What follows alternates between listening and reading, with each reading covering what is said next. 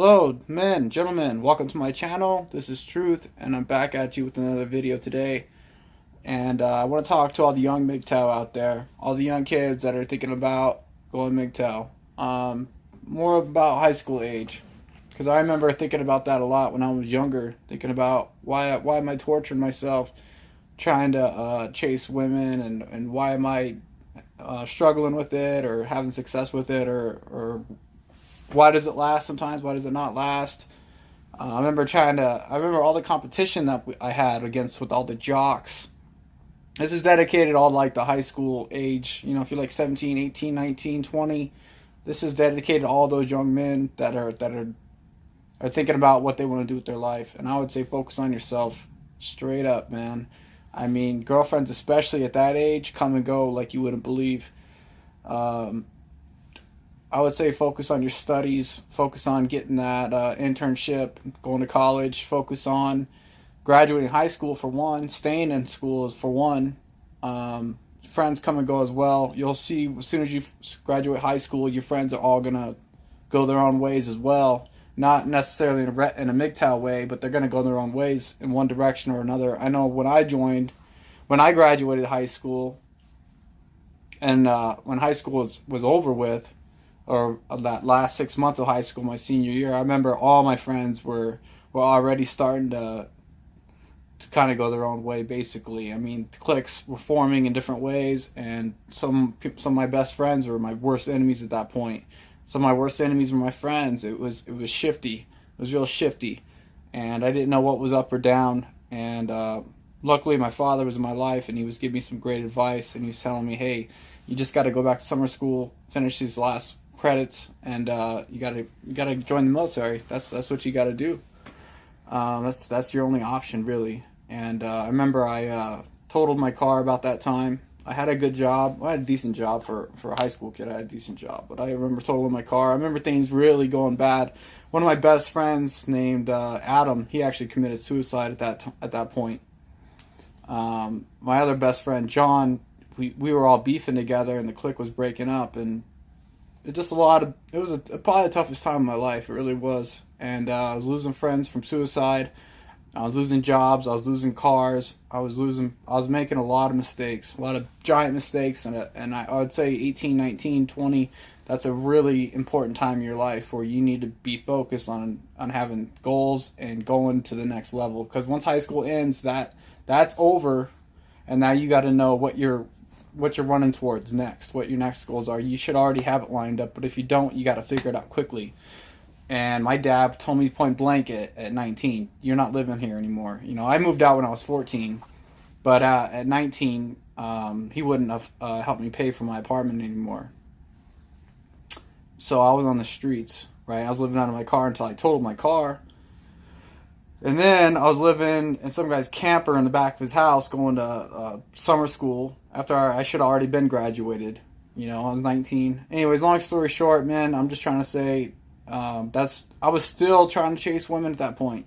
I was still trying to. Living out of some guy's camper in his backyard, totaled my car, still calling women, still trying to hook up with chicks, and I still was. I actually hooked up with like 20 chicks that last year, and even after all that crazy stuff happened, I still hooked up with like 3 chicks. I was still going to pool halls, I was still meeting women, still going on dates, and I don't know why. I don't know why I didn't figure it out by then, but I joined the military. Best thing I ever did at that time. I joined the U.S. Army. I don't want to talk about too much of that, but I served for about 5 years, and there's so much stolen valor shit online that I don't even want to try to portray myself as some kind of hero, because I'm not. But I did what I needed to do in the military, and I wish I just did what I needed to do. I'll probably talk about that later when I have all my documentation laid out, kind of proving it, because I don't want people to just take my word for it.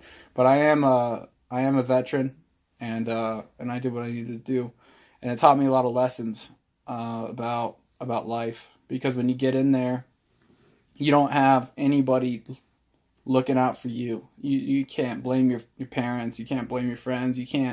You're responsible for you once you join the military. And it's up to you 100% to you're either a go or a no-go at everything.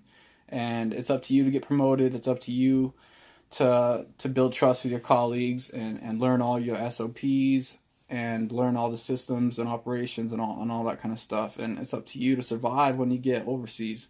That's up to you too, and also keep your team alive. So when I got out of the military, that was about 5 years later. I was 24 years old. I joined when I was 19. I got out when I was 24 and a half. And I came out to a different town.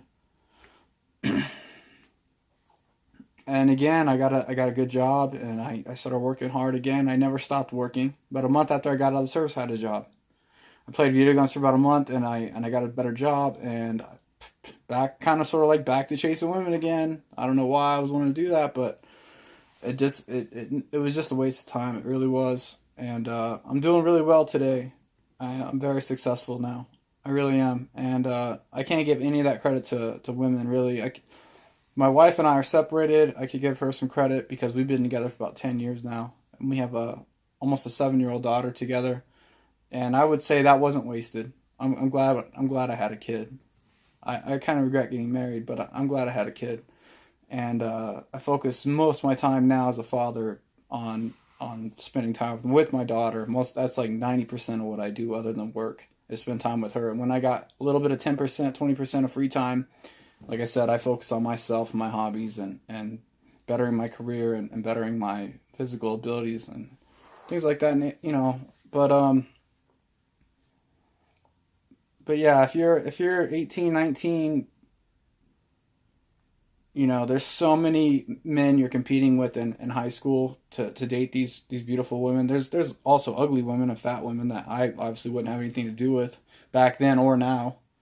But if you're in high school and you're not a jock or you're not rich or you don't have a BMW or something like that, I mean, good luck. These women are going to tear you to shreds. I'm going to tell you right now, they will. They might be your girlfriend for like a week, and the next thing you know, she's dating Jimmy because she goes to the science class with him, and he's got a nicer car than you, or his parents have more status than you. And they're gonna tear you to shreds, and it's gonna mess your mind up a little bit and get you distracted on what you should be focusing on, which is graduating and taking extra courses and applying for colleges and apprenticeships and or maybe just learning how to to work on air conditioning systems or whatever you think you want to do, but. My dad always told me, like, what do you want to do? What do you want to do? And I never knew. So when it came time for me to actually have to do something and choose something, I only ended up having one choice. So I help all the other younger MGTOWs and younger men that are going through high school. I hope they're thinking about themselves a little bit more than thinking about the chick in your math class, because she's not going to be around more than likely in 6 months or a year or 2 years. You're never going to talk to those chicks ever again. And that's just how it is. All right, I'm signing up.